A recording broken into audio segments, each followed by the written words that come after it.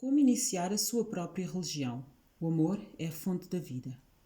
O Dr. Hugh levantou-se no nosso segundo evento do Limite Zero e anunciou: deixem-me mostrar-lhes como iniciar uma religião. Ele caminhou até ao quadro branco. Falarei mais a respeito dentro em breve. E colocou um ponto no centro deste quadro branco.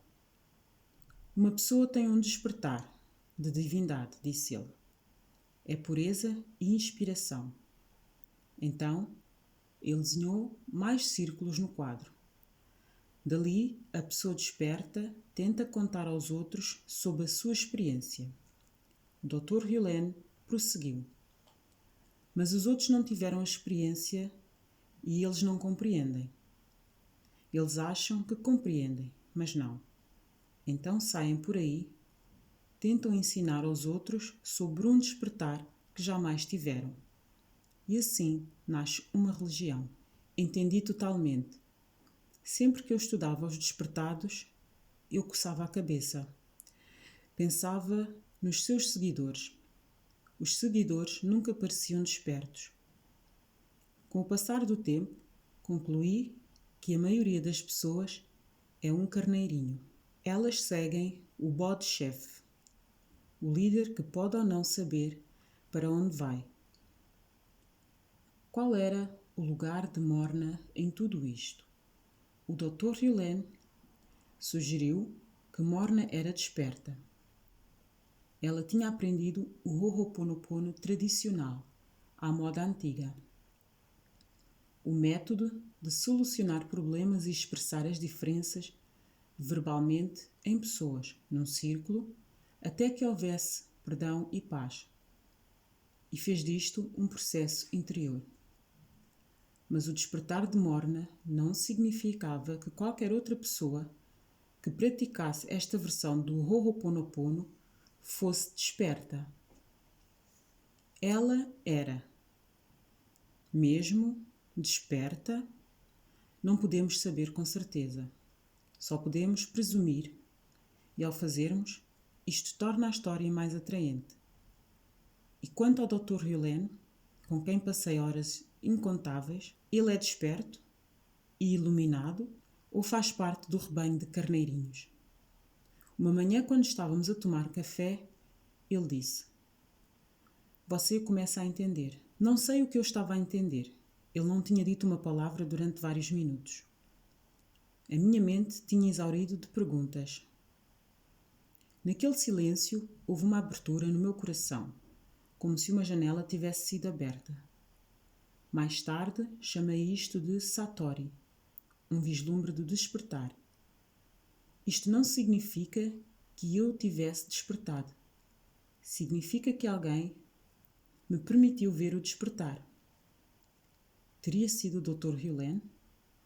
Será que o seu ser deu a centelha para o meu próprio Satori? Creio que ele seja um discípulo leal da Morna. Pratica o que aprendeu com ela e que está a fazer o seu melhor, através das suas próprias idiosincrasias, para realizar o trabalho de purificação. Este tipo de limpeza tem o efeito de acatar o ser interior. Conforme relaxamos, um dia podemos despertar. Eu escrevi um livro em que a iluminação vem da graça. Não é uma experiência em que se aperta um botão. Você não pode declarar: vou meditar até despertar. Declarações deste tipo vêm do ego. E o ego tem que ficar de fora para permitir que o despertar ocorra. Mas voltemos à forma como iniciar a própria religião. Há alguns anos atrás fiz uma apresentação sobre o Ho'oponopono para os meus colegas do Conselho de Liderança Transformacional. Estas pessoas que sacodem o desenvolvimento pessoal, muitas delas são lendas do mundo da autoajuda. Muitas são pessoas que mudaram a minha vida décadas atrás, quando eu estava falido, quando eu era desconhecido e passava por dificuldades. Quando subi ao palco, mostrei-lhes um quadro branco, a minha ferramenta favorita e metáfora da vida, e convidei-os a subir e a escrever no quadro todas as formas como nos podemos transformar. Depois de 20 minutos a escrever as suas respostas, perguntei: o que é que aconteceu com o quadro branco? Ele estava coberto de escrita preta. Já não podia ser visto. Estou aqui para mencionar que os seus próprios métodos para a mudança podem, na verdade, ser um impedimento para a inspiração vinda da divindade. Então, contei a história do Dr. Hugh, do hospital psiquiátrico e da prática do Ho'oponopono. Enquanto falava, eu apagava a escrita do quadro. Até a hora em que terminei, podíamos ver novamente o quadro em branco. Estávamos de volta ao estado zero.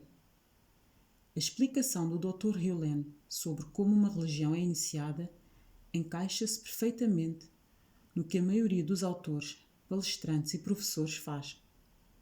Claro, acreditamos que estamos a ajudar e geralmente estamos.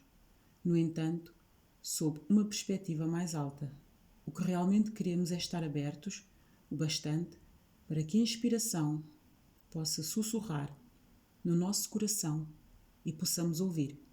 Em outras palavras, se eu estiver convencido de que a única forma de ajudar alguém é comer um bolo de cenoura, então, sempre que ouvir um problema, vou sugerir bolo de cenoura.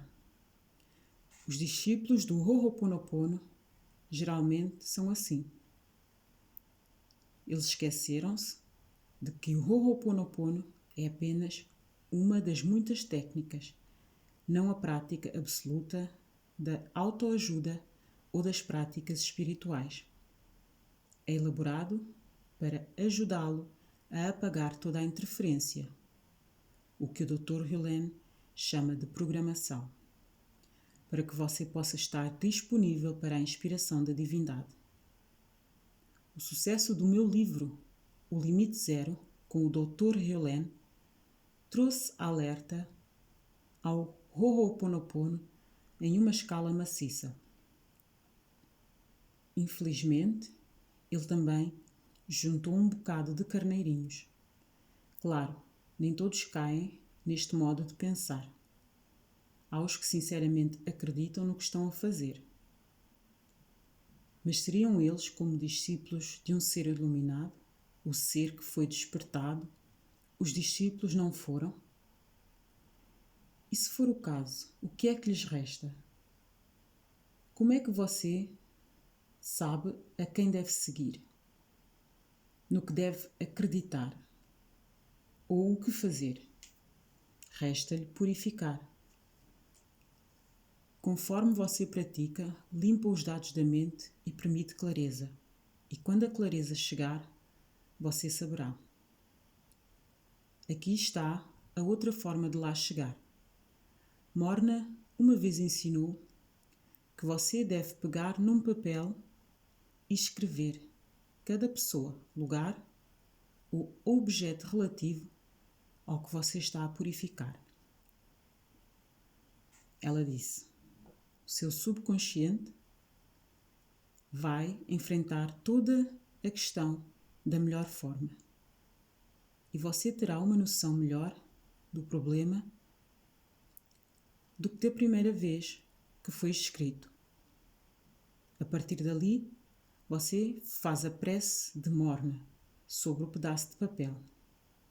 Digamos, por exemplo, você tem um problema com uma pessoa do seu trabalho. A primeira coisa a perceber é que o problema está em você e está a ser apresentado como uma percepção da sua mente a respeito da outra pessoa. O botão que está a ser acionado está em si e esta outra pessoa é apenas um gatilho. Como o Dr. Hugh sempre diz, você já notou que quando tem um problema, você está sempre lá. Em seguida, escreva tudo relativo ao problema: o nome da pessoa, a descrição do seu trabalho, o nome da empresa, a morada e qualquer coisa que lhe vier à cabeça. Você está a deixar todos os elementos do problema nesta folha de papel. Como a Morna mencionou, isto ajuda a sua mente a ter noção da situação como um todo. Depois leia a sua prece sob o papel, preferencialmente em voz alta, pelo menos 4 vezes. Depois disto, rasgue ou queime o papel. Vá em paz. Espero que o Divino cuide dos detalhes. Ele cuidará. O estado zero é realmente tão importante assim? Regressar ao quadro branco é realmente necessário? O Dr. Hewlett fala do zero como uma forma de expressar a divindade. Outros falam sobre o zero com frequência. Para mim, o zero é aquele vazio ou vácuo, aonde não há pensamentos, crenças ou dados. É o pano de fundo que testemunha a vida que pode permitir que a inspiração o alcance, para lá da fonte. Sei que o conceito talvez agite a sua mente. Portanto, dê-me um instante para explicar. Tive um professor excêntrico no ensino médio que me ensinou algebra. O seu nome era Ron. Fui reprovado em algebra no ensino fundamental. Com o Sr. Ron, ao estudar a matéria no ensino médio, eu só tirava 10. Ele era um gênio. Ficava à frente da turma e perguntava: serão os zeros importantes? Um zero é um nada? Então ele escrevia o número 1 no quadro negro e dizia: dê-me 6 zeros atrás de um 1 e eu teria $1.000.000. Sim, os zeros contam, mas o que você realmente quer é estar no estado zero. Vou levá-lo até lá agora mesmo.